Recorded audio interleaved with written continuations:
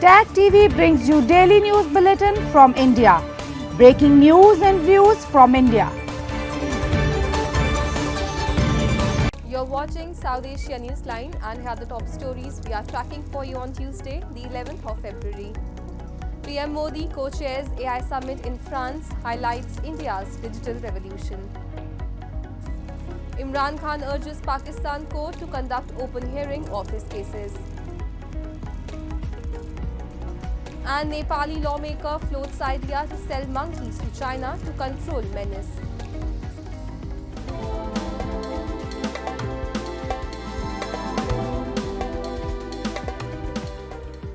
And now for all the details, India's Prime Minister Narendra Modi, who is on an official visit to France, on Tuesday delivered the inaugural address of the AI Action Summit in Paris.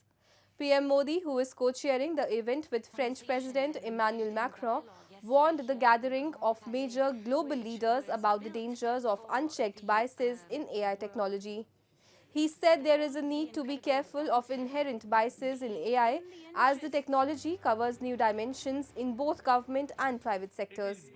PM Modi said that India has built a digital public infrastructure at a very low cost for 1.4 billion people. He also said that considering its diversity, India is developing its own AI language model. Prime Minister Modi arrived in Paris on Monday night and was welcomed with a hug by French President Macron at a welcome dinner at the Élysée Palace.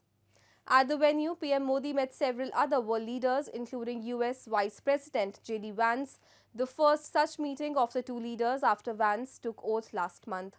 He is also set to separately hold discussions with Macron on strategic cooperation, technological innovation and AI. He will later travel to the United States for a two-day visit at the invitation of President Donald Trump.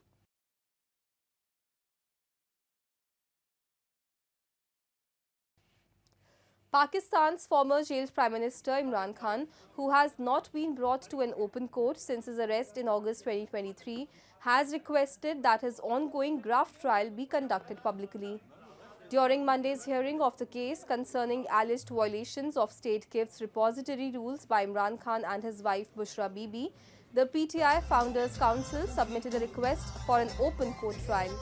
His advocate argued that Imran Khan has been facing trial in jail for the past 20 months and urged the court to halt proceedings until a decision on the petition is made.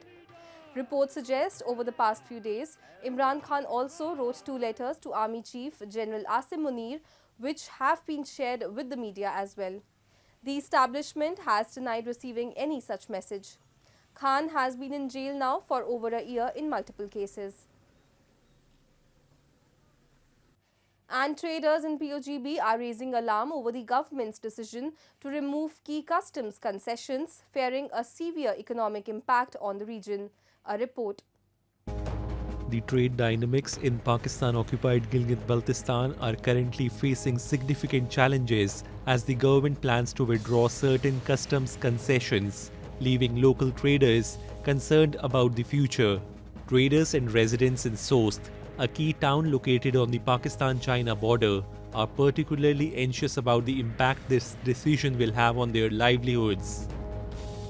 Gilgit Baltistan के जो नौजवान हैं या local जो ताजिर हैं उनके लिए custom duty में, सेल टैक्स में, इनकम टैक्स में दिगर जो टैक्सेस हैं उससे मुस्तस्ना करार दे के इनको एक सहूलत दी गई थी, जो सहूलत जो है वो ख़त्म हो बतदरीज जो ये सहूलत ख़त्म की जा रही है, जो कि यहाँ जिसकी वजह से यहाँ इंतहाई तशवीश पाई जाती है और मुस्तकबिल करीब में जो है इस बॉर्डर के अंदर जो है बड़ी ख़तरनाक सूरत पैदा हो सकती है। अगर हुक्मरानों ने, अगर ज़िम्मेदार अफराद ने इस बॉर्डर की तरफ तवज्जो न दी, इनके मसाइल हल न किए, तो यकीनन गिलगित बल्तिस्तान के अंदर पाकिस्तान की निस्बत देखें तो इस इलाके में इंडस्ट्रियल यहाँ कोई जोन नहीं है, यहाँ कोई ऐसी फैक्ट्री नहीं है, यहाँ कोई प्राइवेट सेक्टर नहीं है कि पब्लिक जो है वहाँ से अपना रोज़गार कमाए। In POGB, traders are expressing concerns that the government's move could destabilize the already fragile economy of the region, which lacks industrial infrastructure. Without an industrial environment or sufficient employment opportunities, many fear that the youth and workers in the area will be left without means of livelihood. जो मामला शुरू से तय है उसको as it is follow करके यहाँ की तिजारत को भी फ़रोग़ दिया जा सकता है, यहाँ से ज़रा लोगों को रोज़गार भी दिया जा सकता है, यहाँ से कस्टम कीमत में जो है टैक्स भी कलेक्ट किया जा सकता है। अगर लोग जो है हर साल एक नई पॉलिसी बनेगी, हर साल एक नई चीज़ को लेके आएंगे तो लोग सफ़र कर जाएंगे, लोग जो है डिस्टर्ब होंगे, कारोबारी जो है वो मुश्किलात का शिकार होंगे। The economic future of POGB hangs in the balance as concerns over the removal of customs concessions continue to mount, and local traders urge the government to address their grievances before further damage is done. Russia's ambassador to the United Nations, Vasily Nebenzia, on Monday stated at a Security Council meeting that the rise of ISIS Khorasan's activities in Afghanistan is not coincidental or without cause.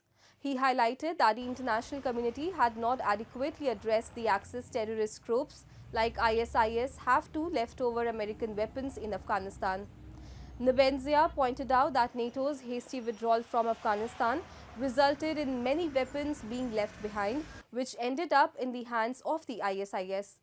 He emphasized that this situation should not be overlooked. The Russian ambassador also claimed that the US and Western countries are spreading weapons worldwide, and these weapons often end up in the hands of terrorist groups. He made a direct link between the leftover American weapons in Afghanistan and the intensification of ISIS attacks. He emphasized that Moscow cannot ignore the situation and must address the growing threat posed by these groups in the region. Moving on, Bangladesh has asked Adani Power to fully resume electricity supply from its 1600 megawatts plant in India's Jharkhand, a Bangladeshi official has said, after more than 3 months of reduced sales with supplies halved due to low winter demand and payment disputes. The plant, operating under a 25-year contract signed in 2017, had halved supply on October 31 due to foreign exchange crisis in Bangladesh, leading to the shutdown of one unit. The Bangladesh Power Development Board has been paying $85 million per month to clear dues and has now requested full supply restoration. A virtual meeting was scheduled to resolve issues. A pricing dispute remains with Adani's power costing Bangladesh 55% more than India's average export rate. A court-ordered review of the contract is underway, potentially leading to negotiations. And Nepali Congress lawmaker Ramhari Khatiwara has proposed selling monkeys to China to tackle the growing crop destruction caused by the simians across the Himalayan nation. He made the suggestion during a parliamentary discussion on the issue.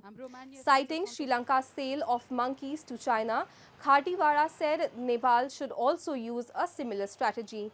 Nepal is home to mainly 3 monkey species.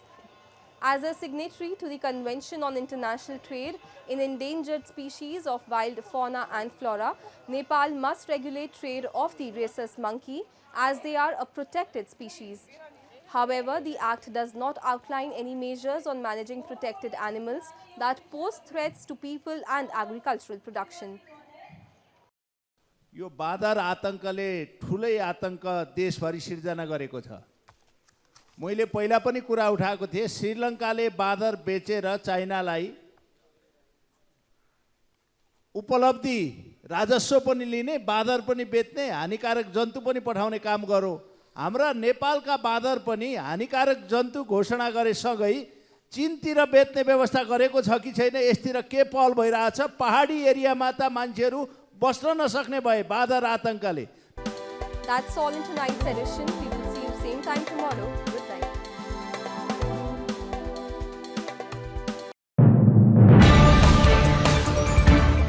Tag TV brings you daily news bulletin from India. Breaking news and views from India.